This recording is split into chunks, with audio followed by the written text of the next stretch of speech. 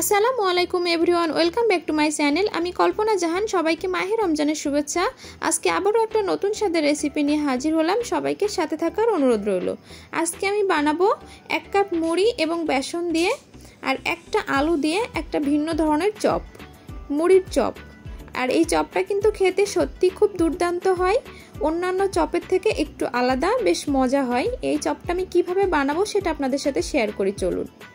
এখানে আমি একটা সিদ্ধ আলু নিয়েছি, কিছু পেঁয়াজ বেরেস্তা নিয়ে নিচ্ছি আর 3টা শুকনো মরিচ নিয়ে নিচ্ছি, শুকনো মরিচ ভাজা আর কি, আর 1 চামচ লবণ। এখন আমি ভালো করে হাত দিয়ে একটু মথে নিচ্ছি, মানে নর্মালি আলু ভর্তা যেভাবে করতে হয় আর কি। আর এখানে সামান্য একটু সরিষার তেল দিয়ে দিচ্ছি। এখন সুন্দর করে এটা মেখে নিব, জাস্ট একটা আলু ভর্তা করে নিব। এরপর এখানে আমি কিছুটা বেসন নিয়েছি। এখন এই বেসনটা আমি সুন্দর মতো একটু গুলিয়ে নিচ্ছি। এই যে দেখুন আমার গোলানো হয়ে গেছে।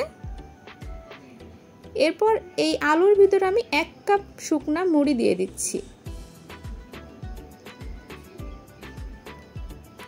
এখন যে বেসনটা আমি গুলিয়ে রাখছিলাম সেটা আমি মুড়ির উপরে দিয়ে দিচ্ছি।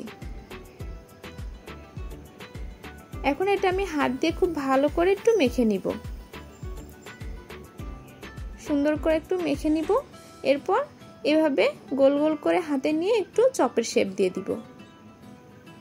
এই যে দেখুন আমি সমস্ত চপগুলো এভাবে একটু শেপ দিয়ে দিচ্ছি।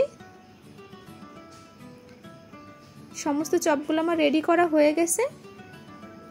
এখন এখানে আমি একটা ডিম নিয়ে নিয়েছি, ডিমটা খুব ভালো করে ফেটে নিচ্ছি। আর এখানে কড়াইতে তেল গরমে বসিয়ে রাখছিলাম।